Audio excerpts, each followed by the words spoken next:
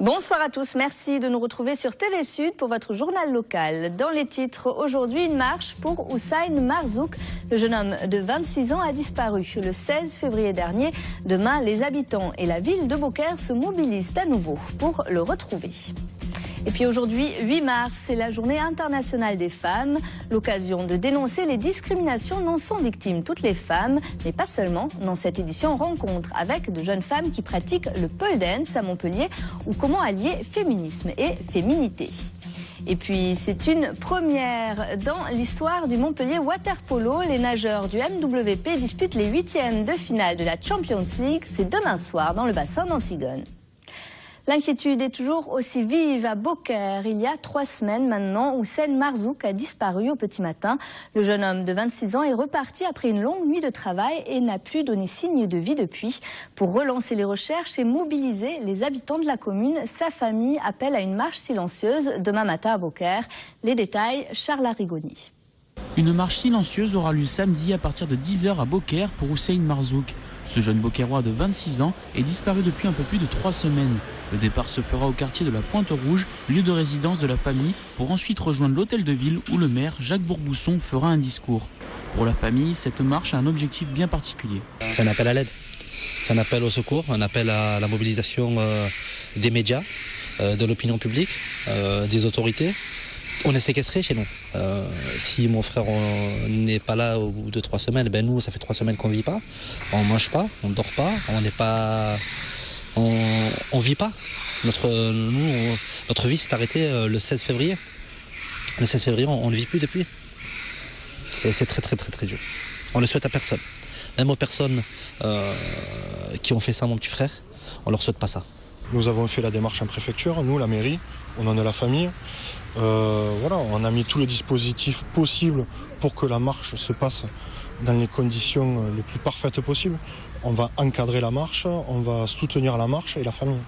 Hussein Marzouk mesure entre 1,65 m et 1,70 m. Corpulent, il était habillé de noir au moment de sa disparition. Toute personne ayant des renseignements est priée de contacter la brigade de sûreté urbaine de Tarascon ou la famille au numéro qui s'affiche sur votre écran. Le tramway de Montpellier n'ira pas jusqu'à la Grande Motte. En tout cas, Stéphane Rossignol s'y oppose. Le maire UMP de la ville est très ferme. Il refuse que la ligne 3 soit prolongée jusqu'à sa ville. C'est en tout cas ce qu'il affirme face à l'adjoint à l'urbanisme de Montpellier, Michael Delafosse, sur le plateau d'On en parle. Une émission à voir demain à midi sur TV Sud et sur midilibre.fr. Regardez. Oui, aujourd'hui, j'ose le dire, je l'ai dit au Grand Mottois, je ne suis pas pour l'arrivée du tramway à la Grande Motte. Pour moi, d'abord, c'est quelque chose qui, d'abord, est d'un coût faramineux. À mener entre Pérols et la Grande Motte, un tramway aurait un coût qui serait rédhibitoire pour nous tous, dans une période où on manque d'argent. Je trouve complètement incohérent de la part de l'agglomération de Montpellier d'avoir arrêté le tramway à Pérols en se disant on l'arrête là en pleine campagne. Après il va où quoi? C'est la question. Où va le tramway après Pérols? C'était une absurdité quelque part. C'était une absurdité parce qu'on pouvait l'arrêter au parc d'exposition. Et puis on vous l'annonçait dès hier sur TV Sud, Jean-Pierre Grand quitte le conseil d'agglo de Montpellier. Une décision du maire UMP de Castelnau-le-Lez qui fait suite à la suppression d'un siège de conseiller pour la commune au Filles de Grabel. La répartition des 90 sièges à l'agglo de Montpellier a été actualisée sur la base du recensement 2010 de la population. Castelnau-le-Lez passe ainsi de 5 à 4 élus siégeant au conseil communautaire. Une nouvelle répartition que Jean-Pierre Grand juge choquante. Pourquoi faire ça maintenant alors qu'on va avoir les élections dans quelques temps et puis que de toute façon il y aura encore un recensement à la fin de l'année qui donnera d'autres chiffres. Donc j'ai trouvé qu'il y avait cette précipitation est malsaine. Et donc si je vous indiquais à l'instant la commune à qui va profiter ce siège, c'est parce que c'est un maire qui était opposé jusque-là à la transformation de l'agglomération de Montpellier en métropole, comme moi. Peut-être que maintenant, avec un siège de plus à l'agglo, il sera beaucoup moins opposé. J'ose espérer, très objectivement, que c'est pas ce calcul-là qui a prévalu. À Montpellier, le nouveau centre de tri et de valorisation des déchets du groupe Nicolin est en service, Quartier-Gare Sud. 18 mois après l'incendie qui a détruit l'ancien site de stockage, l'entrepôt et l'unité de traitement dédiée aux déchets professionnels a été reconstruit et réaménagé en blé orange aux couleurs du MHSC. La nouvelle technologie appliquée est celle du tri optique. Le but est de valoriser 75% de ces déchets. Écoutez. Le but, c'est de valoriser un maximum de produits et de ne pas les mettre en CET, donc en décharge. Donc vraiment, le but de ce nouveau process est de passer de 40% de valorisation à 75%. Donc on a mis en place toutes ces machines dans ce but-là, puisque chaque fois qu'on va trier un bout de carton, c'est de la valeur ajoutée pour nous, puisque ce carton, on va le revendre. Ça ne vous aura pas échappé. Aujourd'hui, 8 mars, c'est la journée internationale des femmes. Ce midi, place de la Comédie à Montpellier, une cinquantaine de militantes et de militants associatifs se sont rassemblés pour dénoncer les violences qui leur sont faites. En France, une femme est violée toutes les 7 minutes. Une réalité qui n'est pas assez prise en compte pour l'association Oser le féminisme. Écoutez. La première action que l'on veut, c'est plus de sensibilisation du public, parce qu'on pense qu'il y a une méconnaissance de ce genre d'actes. Tout ce qui est de l'ordre des violences et des viols qui arrivent dans le cas du domicile sont très peu méconnus. On considère les viols en France comme des cas isolés, or ce n'est pas le cas. Ce sont des choses qui arrivent très souvent et dans des cadres très familiers des victimes. Donc déjà, on veut une sensibilisation par rapport à ça. Une seule journée par an pour dénoncer les discriminations dont sont victimes les femmes, est-ce suffisant? Est-ce vraiment utile? C'est la question que Vincent Pereira pour midilibre.fr a posée aux Montpelliérains. Écoutez. Non, de là à dire que ça sert à rien, non, j'irai pas jusque là, mais qu'on soit obligé de la mettre en place, c'est bien ça le problème. C'est formidable, la journée de la femme. On a besoin des femmes, donc je pense qu'il faut la garder, oui. Une journée par an, c'est suffisant? Oui, c'est pas mal une journée par an, c'est mieux que rien. Ça peut peut-être servir pour ceux qui ne sont pas très éclairés, peut-être. Pour ceux qui ont peut-être besoin d'un petit rappel pour dire que la femme est un peu l'égale de l'homme, mais sinon c'est vrai qu'en fin fond des choses, elle ne sert pas à grand-chose. Je pense que c'est bien pour les femmes, au moins elles ont leur journée, et nous ça nous laisse le temps d'aller surfer. Moi, je suis bien contente qu'on fasse une journée pour la femme. Elle est tellement mise par côté. Franchement, ouais, je trouve que c'est bien. Ah mais mamie a tout résumé, je pense.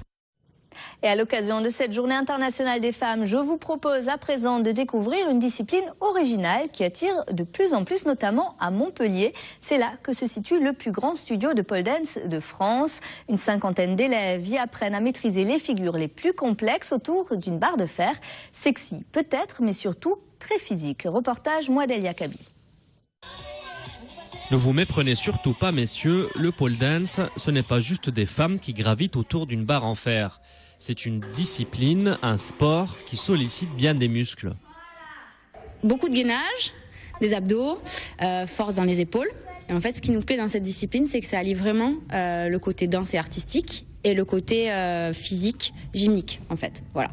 Donc c'est vrai qu'il y a plusieurs orientations pour ce sport et nous celle qu'on a choisie c'est le côté fitness, musculation entre guillemets et mise en valeur du corps, mais plus de manière sportive et non trop sexy on va dire. Se concentrer sur l'aspect sportif plutôt que la boîte à fantasmes que peut représenter le pole dance aux yeux de la gente masculine, il faut au moins ça pour réussir ces figures aériennes. Avant de réaliser un step around to back hook, il ne faut pas avoir peur de se faire mal. Comme quoi, sensualité ne rime pas toujours avec fragilité. Pour l'instant, je pense qu'au tout début, avant d'arriver à l'aspect féminité, on a beaucoup de boulot. Du coup, c'est plutôt beaucoup de sport avant. Et puis après, dès qu'on arrivera un peu à faire des choses, peut-être. Mais au début, non. Et pour ces demoiselles à la féminité assumée, nul besoin d'exhiber ses atouts pour se faire entendre. Pour elles, le féminisme, c'est autre chose.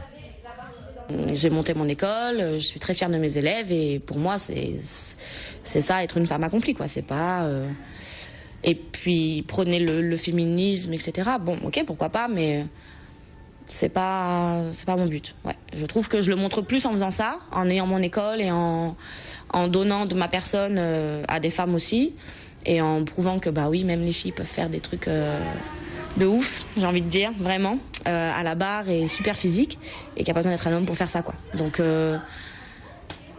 moi, ça me suffit comme ça. Jamais là où on les attend, décidément, nos moitiés n'ont pas fini de nous surprendre. Puis on passe au sport avec les footballeurs montpelliérains qui se déplacent à Nice dimanche pour le compte de la 28e journée de Ligue 1. Un match que le MHSC jouera sans Bédimo, suspendu. Au classement, les deux équipes se talonnent et ne comptent qu'un petit point d'écart. Autant dire que l'enjeu en cette fin de championnat est de taille. Écoutez. C'est une équipe qui fait un super championnat, bien équilibré, avec des jeunes joueurs, une bonne ossature avec des garçons comme Sivelli, Ospina, Digard, Myriam, et puis après autour de jeunes joueurs. Donc non, c'est une équipe à prendre très au sérieux. Pour moi, l'objectif est atteint, le maintien est assuré. L'objectif de finir dans les 8 premiers est là, ce qui m'avait été demandé. Après, on verra ce qui viendra. Ouais. Ce qui est sûr, c'est que si on veut continuer à avancer, il faut gagner les matchs, et Nice en fait partie. Ouais. Nice-Montpellier, c'est dimanche, coup d'envoi 14h. Les quarts de finale de la Coupe de France de handball. Hier soir, c'est le choc Chambéry-Montpellier qui est sorti des urnes. Le champion de France en titre se déplace chez son dauphin à la fin du mois. Pour les deux équipes, la Coupe de France est la dernière chance de décrocher un titre cette saison. Chambéry-Montpellier, ça sera donc le 30 ou 31 mars prochain. Mais avant, le MHB se rend à Cesson demain pour le compte du championnat de D1. Un match face au 8e à ne pas prendre à la légère pour Patrice Canaillé. Déjà, jouer à Cesson, c'est déjà pas simple parce que c'est une équipe qui se bagarre. L'année dernière, on y a perdu. L'année d'avant, on avait été en difficulté. C'est une équipe qui n'est pas simple à jouer, donc je m'attends à un match difficile. Oui, ça c'est clair. Le Montpellier Waterpolo se qualifiera-t-il pour les quarts de finale de la Champions League? Demain, les nageurs montpelliérains reçoivent les Hongrois de Szeged dans le bassin d'Antigone. Une première historique pour un match qui s'annonce très relevé. Reportage à l'entraînement, Christian Bonardel. Motivés, ils le sont. Les joueurs du Montpellier Waterpolo s'entraînent 2 fois par jour et tard le soir, horaire de piscine oblige. Le tirage au sort ne leur a pas fait de cadeau. Samedi soir, ils rencontrent à domicile les Hongrois du Szeged Beton. Un gros morceau qu'ils sont fiers d'affronter, plus qu'il ne leur fait peur. Confiant, c'est un bien grand mot, mais on est fiers d'être à ce niveau-là déjà et c'est déjà objectif, mais c'est surtout de la perspective de rencontrer une équipe comme ça, c'est pas de la confiance, c'est de l'envie quoi plutôt. Confiant, oui, on va faire notre maximum pour faire un match sérieux, voilà, pas passer pour des guignols quoi. Donc confiant de notre équipe, après on verra le résultat. L'entraînement du soir est placé sous la haute surveillance de Fabien Vasseur qui fait les 100 pas sur le bord de la piscine. Pour lui, comme pour ses gars, le mental est important. Le Montpellier WP connaît déjà l'équipe hongroise. Une victoire à domicile au match aller de samedi soir, il y croit. Ça fait déjà plusieurs années qu'on joue contre eux. On a joué déjà l'année dernière en Coupe d'Europe aussi. C'est une très bonne équipe, ils se sont renforcés. Nous aussi, donc maintenant c'est à nous de jouer, on joue à domicile et après on n'a rien à perdre. On a gravi toutes les étapes et c'est vrai que maintenant c'est la Champions League avec 8e de finale, donc ça c'est hyper important. Hyper important aussi, la satisfaction du public, de plus en plus nombreux à Montpellier pour soutenir cette équipe. La clé de la réussite du Montpellier WP, c'est aussi des joueurs soudés. Ce qui est bien dans ce sport, c'est qu'aujourd'hui encore, il y a les notions de partage, d'amitié, de solidarité et de simplicité et d'humilité qui font notre quotidien. Samedi soir, 20h30 à Antigone, le choc Montpellier Waterpolo Szeged Beton, match aller des 8e de finale de la Champions League. Venez nombreux mouiller le maillot dans les gradins pour soutenir l'équipe qui monte. C'est tout pour aujourd'hui. Retour de l'actu ce soir à 10h sur TV Sud. Le point sur toute l'info régionale, nationale et internationale, c'est dans le 22 minuit. Passez une très belle soirée, un excellent week-end sur TV Sud.